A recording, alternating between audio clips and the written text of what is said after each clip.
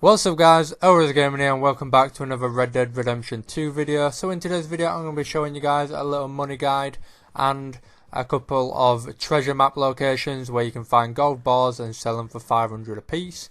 So first of all I'm going to go through a couple of money methods which allow you to get tons of money throughout the campaign and throughout just playing randomly in the game. So to start off with, like I just said, playing the campaign. If you just do campaign missions, you get tons and tons of money. When I was grinding through the campaign to finish it, I got like 10,000 just from doing the campaign, and you get loads of big bundles of money at a time as well. So it's really useful for wanting to just buy things and stuff like that. Another thing is looting bodies. Now, when you're doing these missions, you can see tons and tons of dead bodies everywhere. Looting these gives you so much money, it's unbelievable. Like some bodies have like $25 in them, up to $60 sometimes. You can also get jewellery and things like that from them, and horse revival kits and health kits and stuff like that. So you can sell them for quite a lot at vendors. So that's another way you can get tons of money. Now the other way is hunting. This is very time consuming. You can hunt legendary animals and just 3-star animals. So what you want to do if you want to hunt 3-star animals is when you're looking at an animal through binoculars or through your rifle, in the bottom right hand corner of your screen it will come up with a 3-star rating. If it's 1 star, don't use it, just forget about it and don't hunt that animal. If it's 2 or 3 star, they are worth getting because they sell for more with the skin and the meat. If it's in a better condition as well, you'll get more money for it. Another thing is robbing and finding stagecoaches and horses throughout the campaign. If you keep going through it, you will get a couple of fences, or a certain fencer that if you go and rob stagecoaches and take them back to him, he will buy them off you. And also throughout the campaign you'll unlock a guy that buys stolen horses off of you. So if you go to him, he will buy stolen horses for good prices, and you get quite a lot of money for them. So if you ever see them around, make sure you pick them up and go take them. That will take about 5 minutes of your time and you'll get quite a lot of money out of it. And then another one is help strangers when you see them around the map. Some of these strangers actually come back and help you throughout the campaign. So there was one time where I helped a guy. I had to suck venom out of his leg, and later on in the campaign he bought me a gun. A free gun. I could pick any gun I wanted and he bought it me for free. So that was pretty cool. You also get other ones that help you with certain stuff, which is good. And then you've also got treasure hunting, which we will go through in a second. I've got 3 treasure locations. There is a lot more, but I couldn't be bothered to search for them all because they're all over the map, and I had to run back and forward just to do these 3. So I didn't want to do the rest of them. If you want me to do the rest of them, by all means I will. Just comment them down below and I'll find them and do them for you. But if not, just Google search them or find them on another guy's YouTube channel, and you'll be sure to get tons of tutorials on how to find those treasures. Anyway, let's get straight into the first treasure location. This one is at a burnt down little village, an old village, just at the top of the map, as you can see here, next to Dakota River. And just there, actually it's not the top, it's like in the center, just to the right of Blackwater and underneath Valentine. Really cool location next to Flatneck station actually. This is a burnt down village, and if you go to the sheriff's office you will actually find a gold bar underneath his desk. That was left there because obviously people have probably just died and left this area. However, if you go into this building here, right at the back right hand side, you will get a gold bar. You can go and sell this for 500. Really easy money. Even if you're at the start of the campaign, it's probably best just to come over here because you do actually go around this area at the start. So it's easy $500 to start you off in the game. You also get a letter as well, and I believe there was a glitch here that people were posting on YouTube, but if you want to go and find that, go and find it. But I'm not going to post glitches yet if people don't want them. Anyway, that is the first treasure map, guys. The second treasure map is an actual one where you have to go out searching for it. So this one, I believe you get it at the start of the game, but you can come back and talk to this guy at any time. If you kill him, I don't think he respawns. I'm not too sure. You might want to save just in case. However, you want to come up to this guy, you talk to him for a little bit, and then he'll offer you a treasure map, you can either rob it off him or just buy it. It's only $10, it's not much. You can also rob him after you buy it and then get your money back anyway, so it's not too much.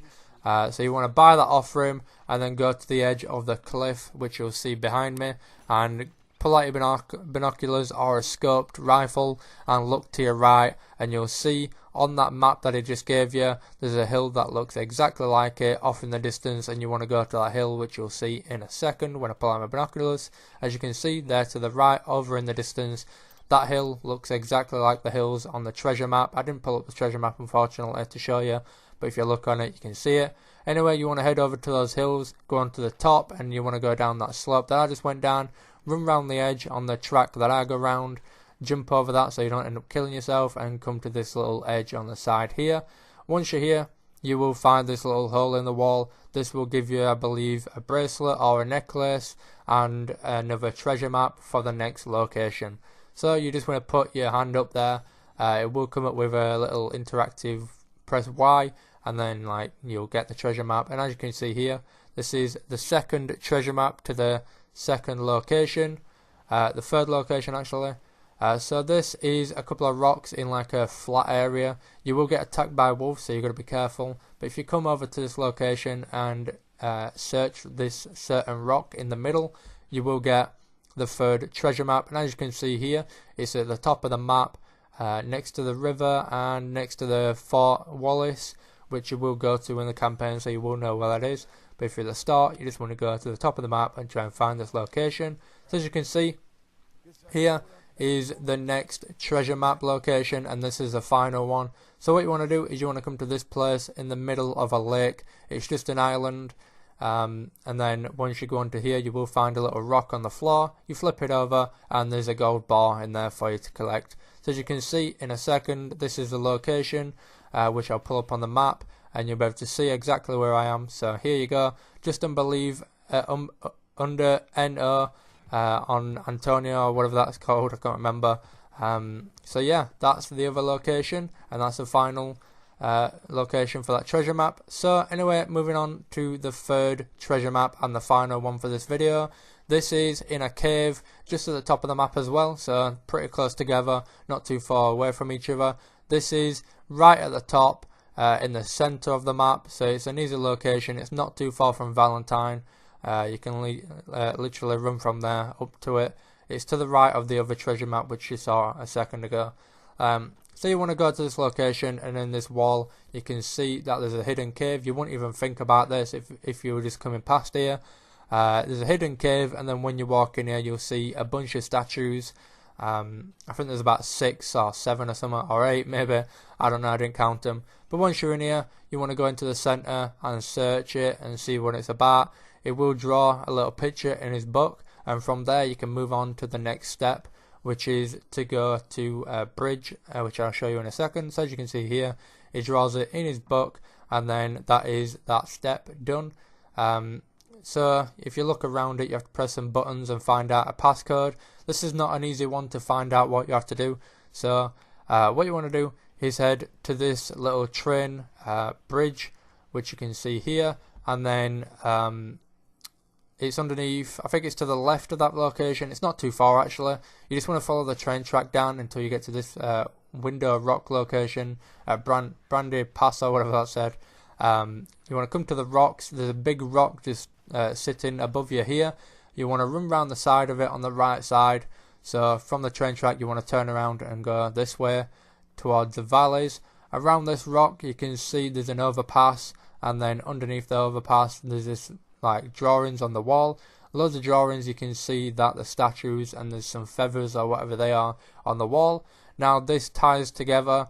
The statues have like hands, and each finger that they're pointing at is a number for the passcode. And as you can see here, the feathers on this ear also show that the number of the fingers is the same as the number of the feathers. Now I would explain it, but I don't need to. Basically just follow me and you'll unlock it. It's the same for everybody. So you just want to go to this statue from the doorway, and then you want to work your way around the exact ones that I went round. I think it's 2, 3, 5 and 7 if you want to try and work it out yourself, but you just want to pretty much follow what I do, and you'll get easy free gold bars for yourself to go and sell. That's 1,500 easy money, guys. Anyway, I do hope you enjoyed this video.